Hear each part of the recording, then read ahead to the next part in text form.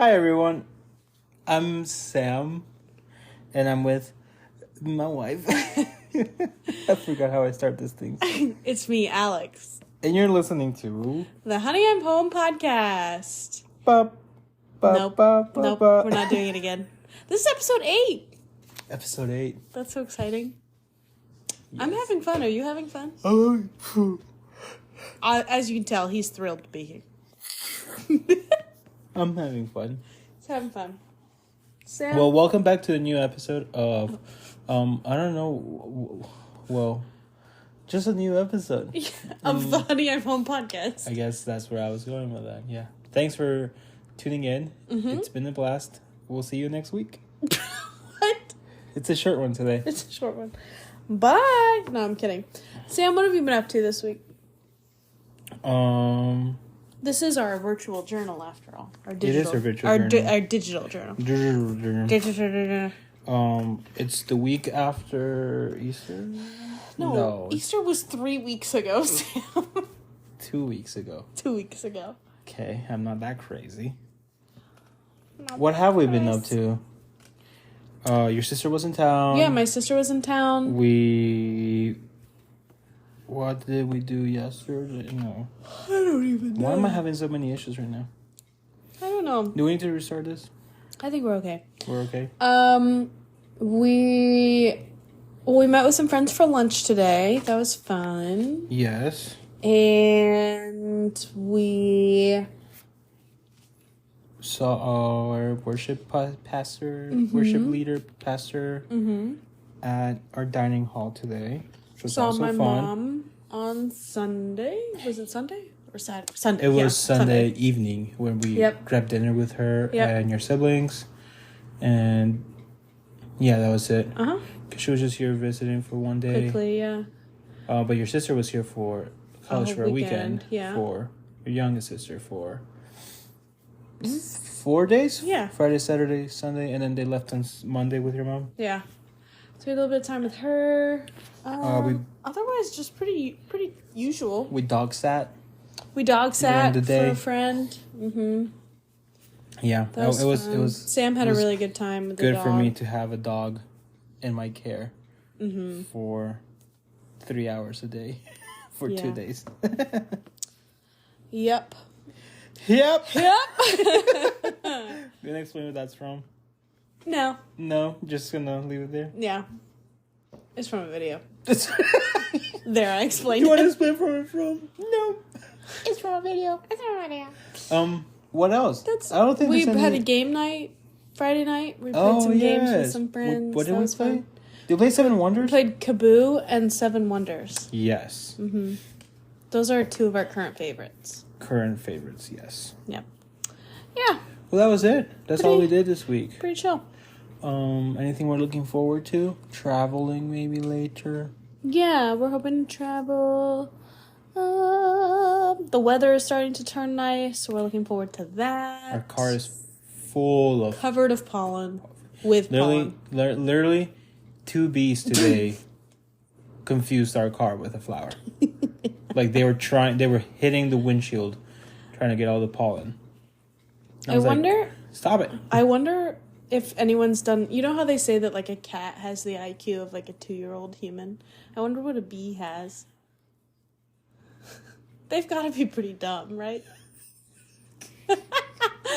Especially the bumblebees. You know how bumblebees just like fly up in your face and just like buzz around and they like bump into things? Bumblebees gotta have a very low IQ.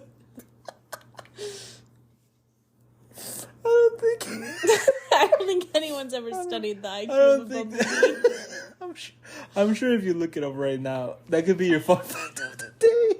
Maybe it will I'm be. sure if you look it up right now, it'll be there.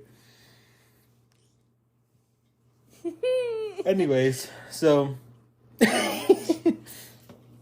Oh my god, are you looking it up?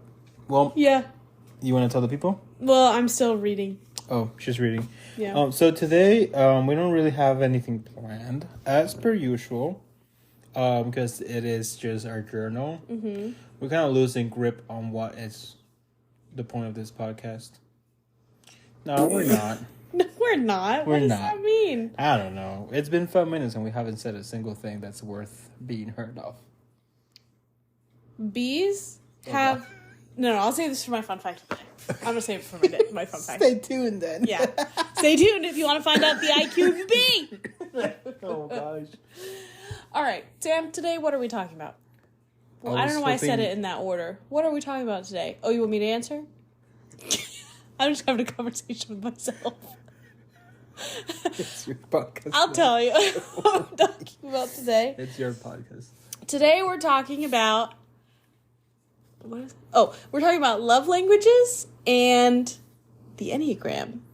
The Nemonimini. The Nemonogram as it relates to us. Enneagram. Bananagram. Sam hates that game. Scrabble. I hate bananagrams. I'm terrible with anything words. Yeah, Enneagram. And okay. Look, can we just get this out of the way Give the first? disclaimer. Disclaimer, we don't really believe in this. Well, Wait. Okay, no, hold on. We think it's fake. We're not astrologists. No, that's something totally different. Okay, well, we're not it then. No, we're not those. That's true. You're not wrong, but it's also not related. We don't like. Okay, first of all, it's not like End all be all. yeah, like oopsies, I hit a curb. It's because I'm an asparagus. Like it's not. It's I know no. On a bumper sticker. Oopsies. I hit a curb because I'm an asparagus. Like I'm not like Oh my that's not gosh.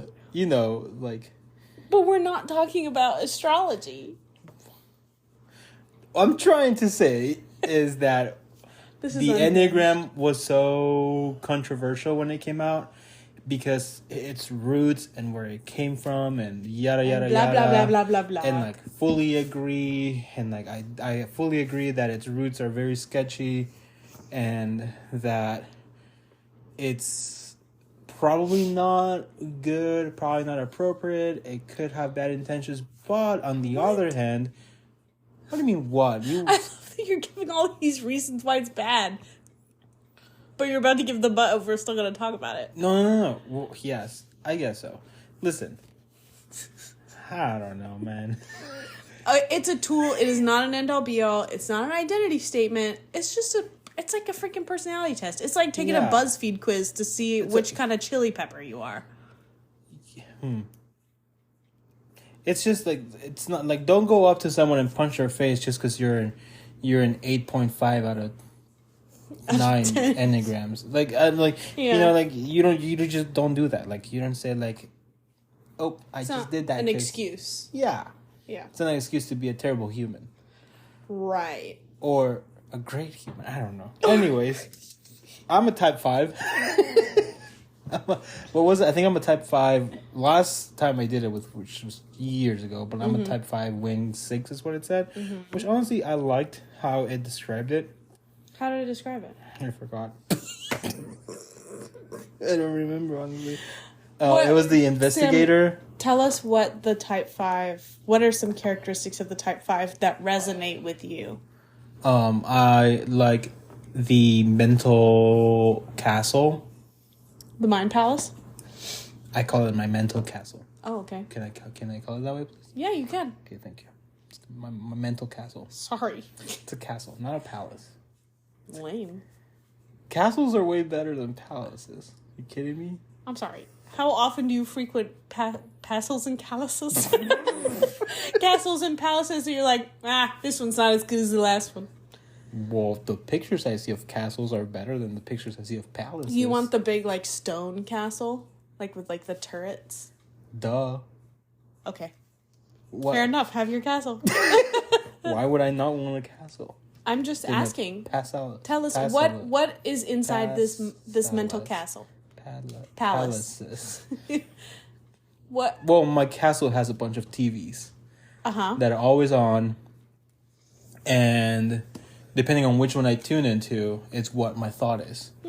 So it's just my brain has multiple thoughts going on at once, multiple scenarios going on at once, and it's just an internal, not a struggle, but it's like an internal, like, if this happens, this could happen. If this happens, this could happen. And it most of the time, it's not even about what is currently happening in my life or like the current scenario. I'm probably just thinking like, how the heck does an oil rig stay afloat?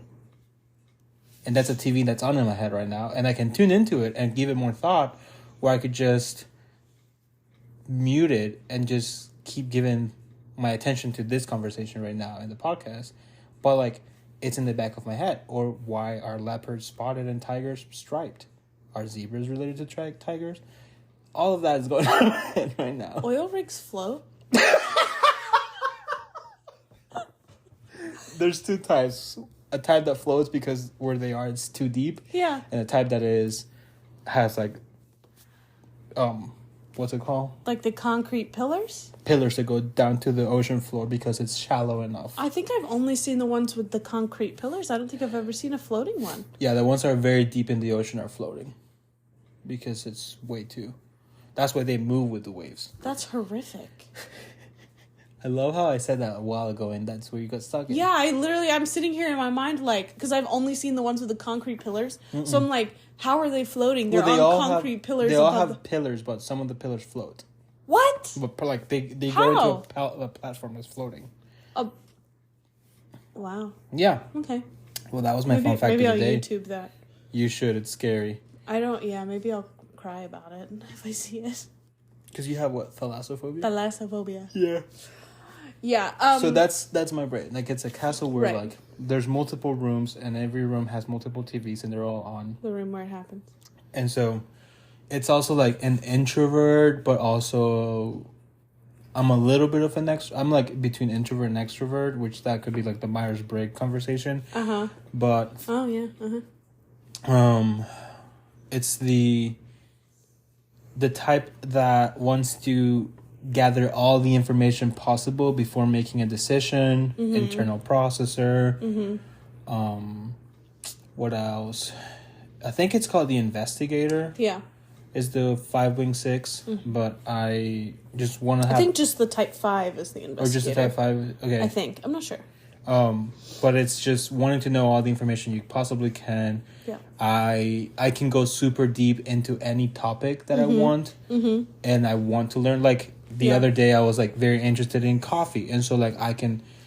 In like a short amount of time, learn as much as I can possibly learn from coffee and how to make the best cup of coffee, and then like it's stored in my brain like as a fact or as something that's useful for later. And so I can like find something that I can deeply learn more of, and then as soon as I'm like done learning about it, I just move on to the next thing that comes into mind.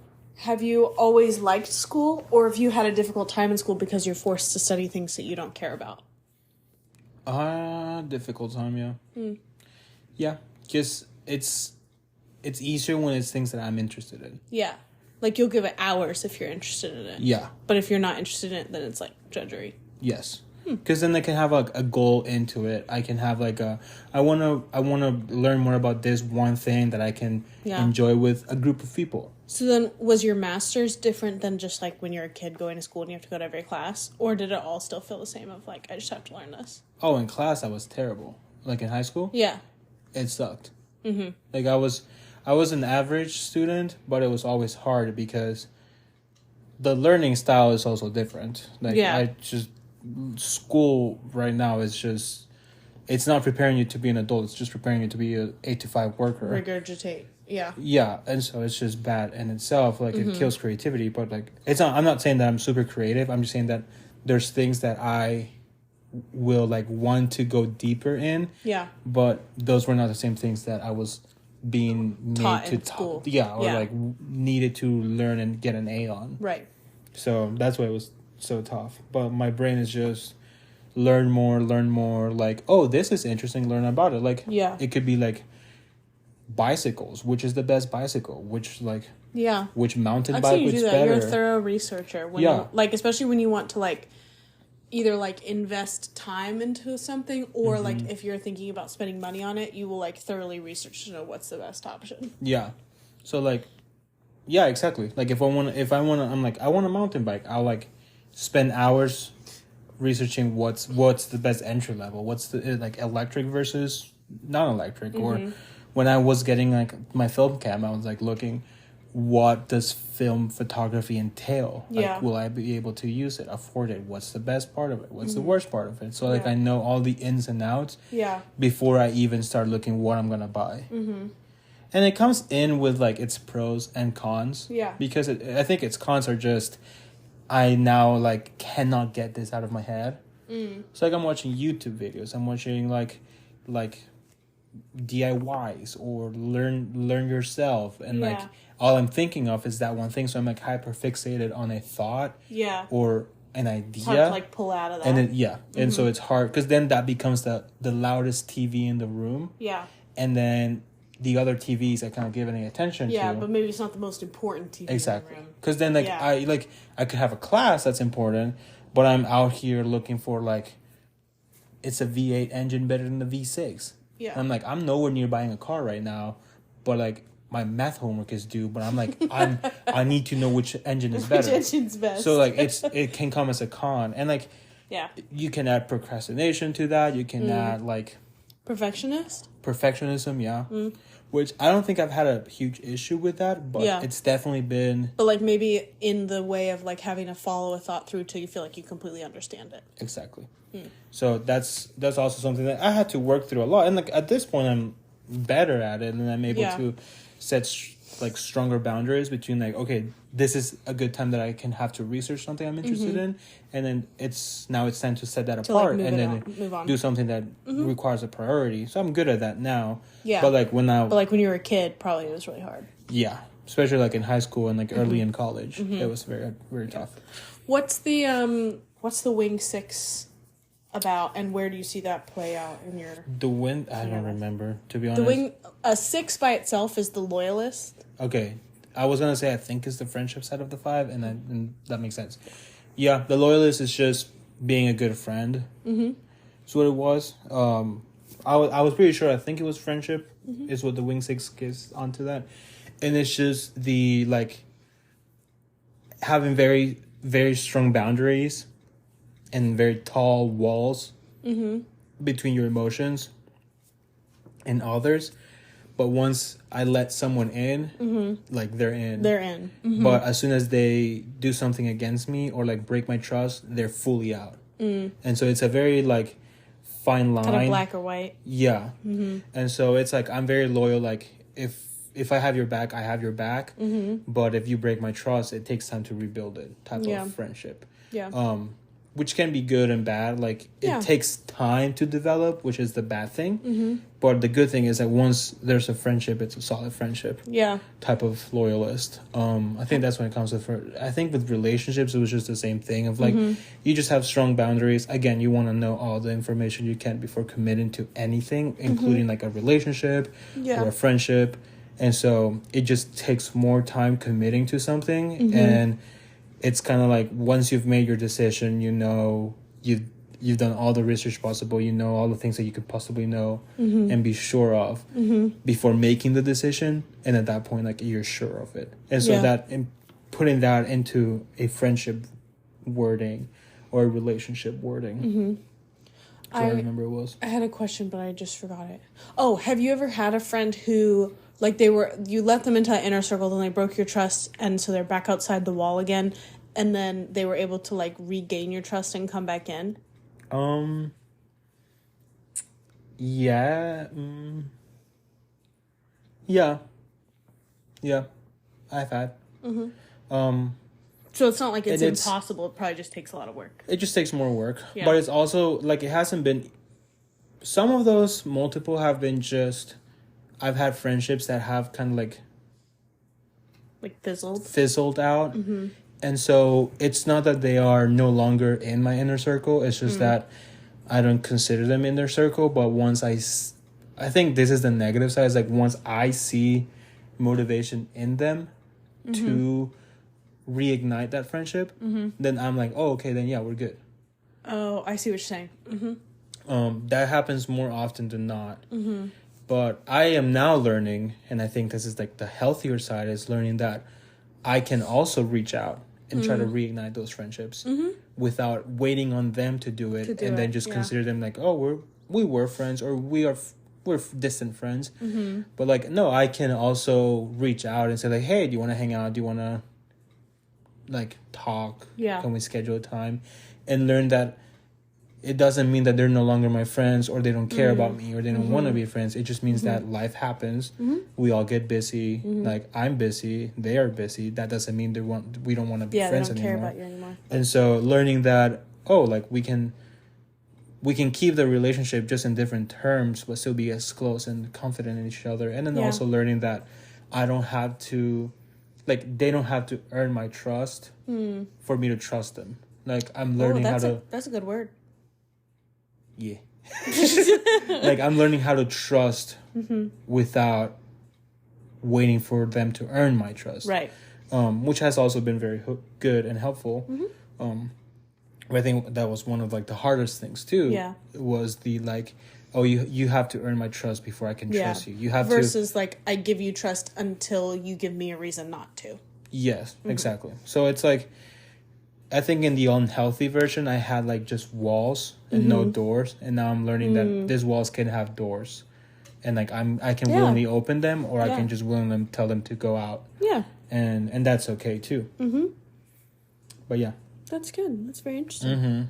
Thank you for sharing. And I think when the Enneagram came out, and like this is the like, I think it was good because, again, like I said, a lot of people see it negatively, and like I said, they see that there's bad roots from it, and it comes from bad negative things, and like I can agree that it could have come, like, I don't know, maybe it did come from bad things, but at the end of the day, it has things that when you it helped me put words to what things you already things that I did not know about myself. It helped me put words to like my mental castle, like understand like, oh my gosh, all those thoughts in my head are like TVs that are just on, and I cannot turn them on, but I can choose to tune into them.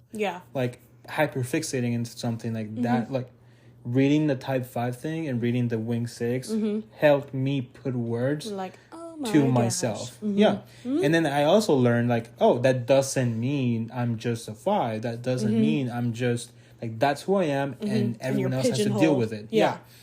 It's more like, that's how my brain works. I fit into that description, but I can also work to be a healthy 3 or a healthy 7. Like, I can work to like be more extroverted instead of just being an introvert, because I'm a 5, so I'm always going to be an introvert. So I must be an introvert. I can see the good in other things, and they're like, I need alone time, but I can also see the value of spending time with people and friends, and then taking time to rest and be on my own.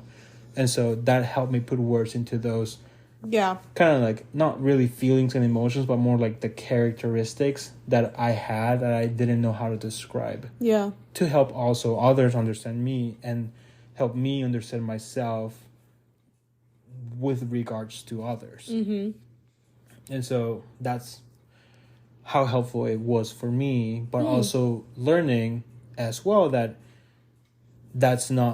doesn't mean that that's who I am. Because at the end of the day, it's just a tool. Who I am is described in Christ. Right. And that's my belief. And nothing else can change that or come in between that. Like, I would not say, oh, I am a 5, that's it. Like, no, I am a child of God. My identity is in Christ. Right. This test describes characteristics that I agree with and the personality that I have, but that's not who I am. And I think that's the healthy way of looking at that, even if it comes from the world. Like, yes, it can come from the world, and anything that's from the world is bad, period, because of sin, but that doesn't mean that you cannot use it for good as a tool. Like, I don't know, like phones, cars, internet, like, these are all tools that you can be used for good or bad. It's just the discipline that we have. Thank you for sharing. You're welcome. I'll share mine. I'm also a type 5. All right. Thank you for that. Wrapping it up. I'm kidding. I am a 5 wing 4 though. So Sam and I do differ a little bit. I'm also a female. And so Sam and I differ on that as well. But from my understanding, female 5s do function a little differently than male 5s. I use that as a joke, but I think that's actually a thing. Just because females do tend to be a little bit more in touch with their emotions than guys do for various reasons. Yeah, in general. But also my wing 4 does put me a lot more in touch with my emotions. I resonate with the Mind Palace. I have always thought of it as my fortress. I don't think I've really used that term, but that's how I conceptualized it. Of just if I need to go into my fortress, I'm in there and ain't nobody can get me out. Me and my feelings and my thoughts are retreated so far within myself, I can just literally dissociate and zone right out of the world. Mm-hmm. But I don't like to be in there all the time. Sometimes I like to be in there because it's nice in there. But, and it's not like a cold fortress. There's cushions and pillows and it's lovely. But it's just for me. And sometimes I'll invite somebody else into what's going on in there. But I know that at any moment, if I want to just retreat to that part of myself, I totally can. Mm-hmm. Which I used to view as a bad thing because I think I used to enter that state unaware and subconsciously, and I kind of just get in there and then I'd be like, why do I feel like I haven't felt an emotion in a week? And it's it's because I'm inside my fortress in my mind. And now I feel like I've matured enough that I can choose to enter that and I can choose to leave it whenever I want. But the 4 does put me more in touch with my emotions. But the 4, I feel like being a 5-wing 4 sometimes is a little confusing because 5s are very, heady. They're very intellectual, very cognitive, typically rely on thoughts and cognitions more than they do feelings. Whereas 4s are the opposite. 4s rely on feelings almost exclusively. And intuitions, whereas 5s think through things a lot more rather than just trusting an intuition and going with it. Yeah. So they're a little bit contradictory, but I think that as I've matured and grown with it, I feel like what it's actually done is given me the ability that I would say I'm still more of a thought-led person than an emotion-led person, but I am so much more in touch with my emotions now. But I was uncomfortable with my emotions until I could understand them. So anytime I had a feeling that I couldn't understand, then I'd be like, no, I can't have that feeling because I don't understand it. I don't understand where it's coming from. I don't understand what's causing it. I don't understand why it's making me feel this way physically. So I'm just going to shut that emotion down. And once I learned how to interact with my emotions in that investigative way and in that inquisitive way, then it was oh, this is great. It's just another puzzle to solve. I'm feeling this feeling. Now I just have to work through it and figure out what's going on. And then great. Easy peasy. Yeah. Not always easy peasy, but I at least know how to interact with those in a curious, non-judgmental way, rather than just being oh, emotion, that's foreign, get it out of here. So it took me a long time to figure out that I was a 5-wing 4. A lot of people think I'm a 1. A lot of people think I'm an 8 because I'm very willing to speak my mind. I can be very confrontational. I don't mind. Anyone like that as a female. Yeah, people think it's an 8. It's put as an 8, which... For sure. Yeah. Yep. I don't mind taking leadership positions when I need to. I'm definitely introverted, but I can fake being an extrovert pretty well, which I think is why I can take leadership positions easier, is because I don't mind public speaking. I don't mind being the one to speak up in a group if needed. I don't have to be the one to do that, but if I feel like it's necessary, I will. So a lot of people think that I'm an 8, but I'm not an 8. I'm a 5. Not that I have anything against 8s. A very good friend of mine is an 8, but it's just not me. So, but 5s go to 8 in health. So when a 5 is exhibiting healthy characteristics, they are a little bit more action-oriented like an 8, rather than just sitting inside their mind palace all the time. Because sometimes 5s can get just stuck in their thoughts rather than being action-oriented. So they also go to 7s in unhealth. Unhealth, yeah. Fun fact. You probably do that. Because they are I can't think anymore. I'll just be spontaneous and just blah. And because we don't do that often, we're bad at it. Yeah. So, Yeah, so I'm a 5-wing-4, Sam's 5-wing-6. And it's been really good for us. I feel like because of that, we understand each other really, really well. And also can, like, understand and respect each other's need for space and, like, each other's castle and fortress. But also, like, I feel pretty comfortable letting Sam know about my fortress because I know he has one of his own. So, but we also, like, he has strengths and boundaries in relationships, and I have strengths in emotions. And we've been able to balance each other really well in that, I think, too. So yeah. And when we talk about letting each other into our palace or fortress or castle, it's literally just we talk about our thoughts. Yeah. It's not like, hey, Alex, do you mind coming into my mental living room real quick? Oh, thank you. It's lovely in here, Sam. I love what you've done with the place. Yeah. But also, how would you describe your fortress? Because I'm interested, because I have like a mental visual image of what my castle looks like. Yeah. I would say my fortress is very, very far away, but I can get there in a second. Mm-hmm. But it's very far away from everybody else. You know, like in the beginning of The Beauty and the Beast, when it shows the castle in the distance, like, and you can see all the forests and forests and forests and the castle. Shows up what now? A castle. A castle. Mm-hmm. Yeah, but mine's fortress. Not a palace. No, a palace is different. A palace is like what the Queen of Genovia lives in. A castle? A palace. Palace. Castle is like the ones from the Disney movies. Anyway, so mine's way in the distance, but I can get there in a second. Every room has a distinct purpose to it. So I have a room that is very cozy, very warm, very, like, comfortable couches, things like that. And that is my emotions room.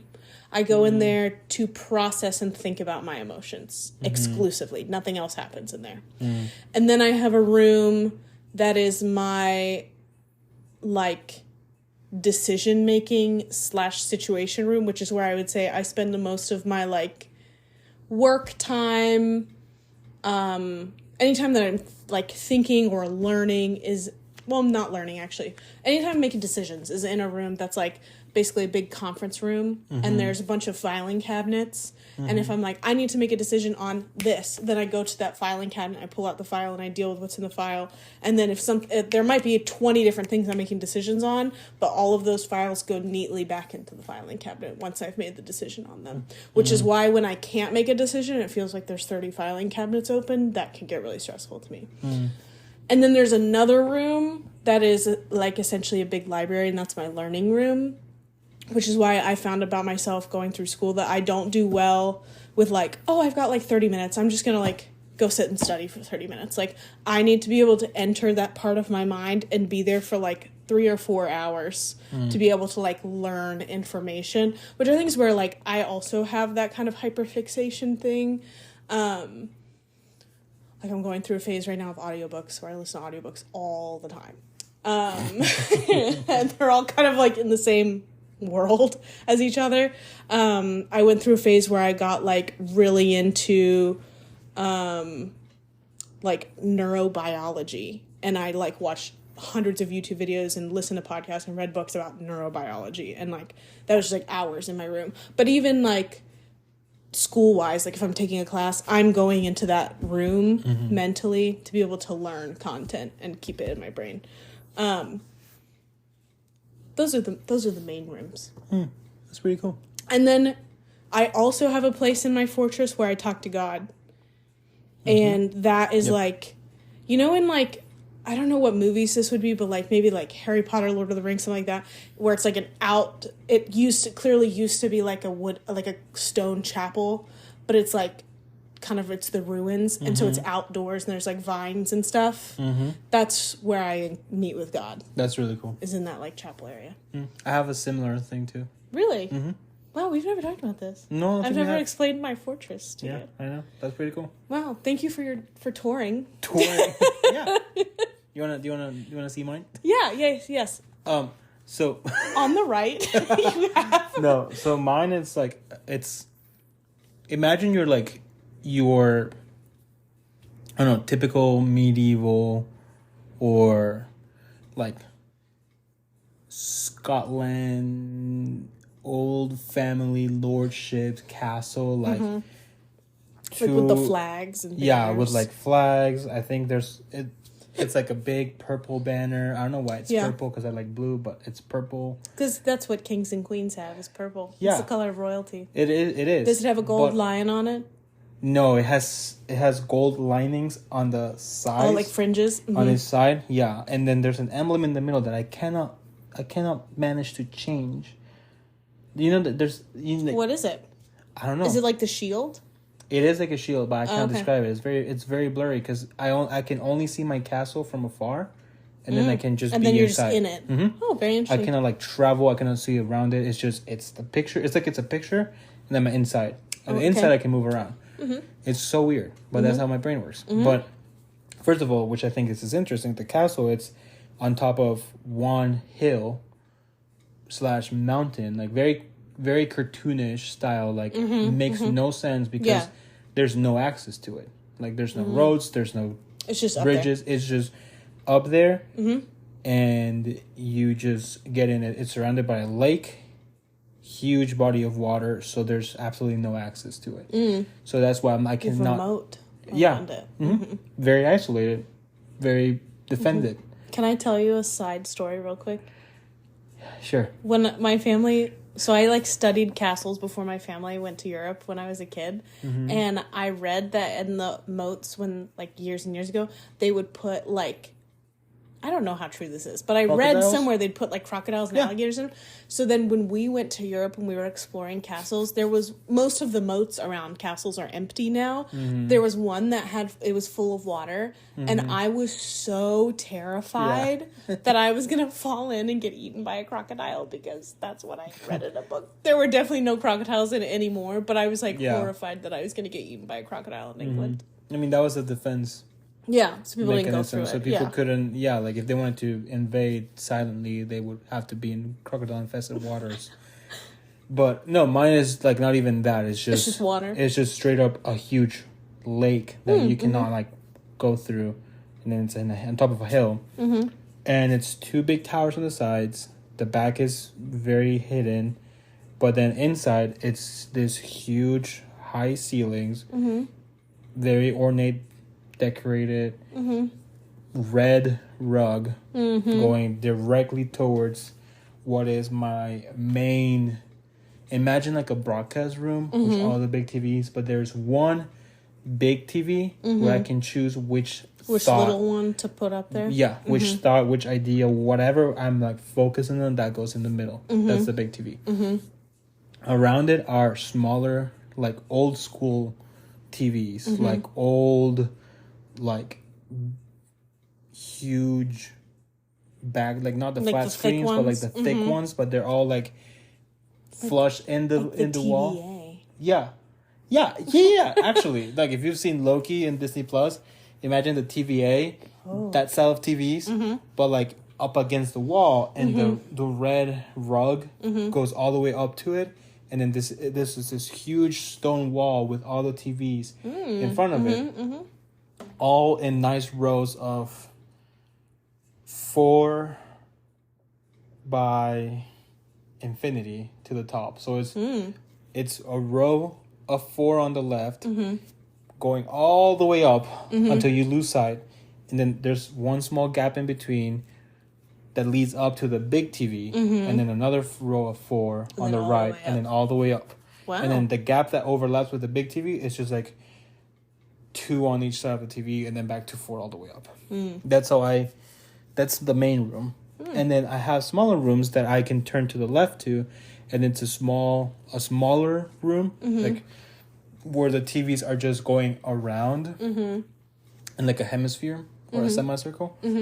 It just goes around, and that's where I store my like, I don't know, miscellaneous, if anything, like film camera stuff, mountain bikes, or like the leisure stuff kind of. Yeah, photography things, like hobbies, coffee, just things like that. That I'm like, this is not anything, like, this is not my lifestyle, it's just a hobby. Things that like I'm interested in, but I'm not now. And then on the other side is what I've been learning. Or like college stuff, just knowledge. On the top left is another room of, like, I have it, like you said, like compartmentalized in different areas. But then what I do want to say, like, when you said of the, like, you have your place when you want to go and have your quiet time or talk to God. Mine is just a room that it's small, but there's no TVs in that one. It's just what I envision of the white throne. Wow. It's just a huge, like, it's a smaller room compared to the others, but it's the red rug ends at the very entrance of it, and then the whole floor is black, like dark, and the only light is coming from the white throne, and I cannot see, I can never see past the handles of the throne. It's a white throne, it's too bright. Yeah. Wow. It's too bright, and right behind, if I turn back, there's books, there's like my journaling, and like a cushion for me to like put my knees on. But everything else beautiful. is just black, like emptiness, void, one throne, no one's sitting on it. But I know that when I go there, I'm with God. Wow. That's in my mind, and like that's how I envision. Bring tears to my eyes. That's beautiful. That's what I envision when I pray. Wow. When I'm like doing my devotions, like that's how. That's where you are. Because I'm a visual learner, and I visually like engage with things. Yeah. So when I pray, even when I was little, I was like, I want to pray and want to pray to God, but I don't know how He looks like. I don't know what He looks like. I learned that you don't make images of Jesus and stuff like that, and so. Okay, I don't know what to do. And so I literally, since I was little, I made this white throne in my head. And every time I try to look up, it's too bright. Wow. That's so cool. Wow. So I think it's really cool that you have your like prayer room in your palace, and I have like that also in my castle. Yeah. That's really cool. I love that we talked about that. That's a topic we have never talked about before. Yeah, that's actually a first for both of us. That's cool. That's really fun. That's cool. Well, I feel like this has been a long one, so we can talk about love languages another time. Yeah. That was a good topic. Anyways, thanks for listening. Yeah, thanks now, for listening. I think you have your unsolicited advice. Yeah. My unsolicited advice is, if you ever wonder if you're smarter than a bee, bees have an IQ of 5. So... measure your own IQ by that. That's ridiculous. Isn't that so funny? How is that even... who determined that? My unsolicited advice is go and check your spare tire. Make sure that thing is with the right amount of pressure and it's ready to go in case you have an emergency in the street. I'm just saying. It's just crazy that I just googled humans normally have an IQ of between 85 and 113 or something. A bee has an IQ of 5. Well, thanks for listening to my advice. I appreciate you paying attention. Well, I don't need to because you take care of the car for me. Duh.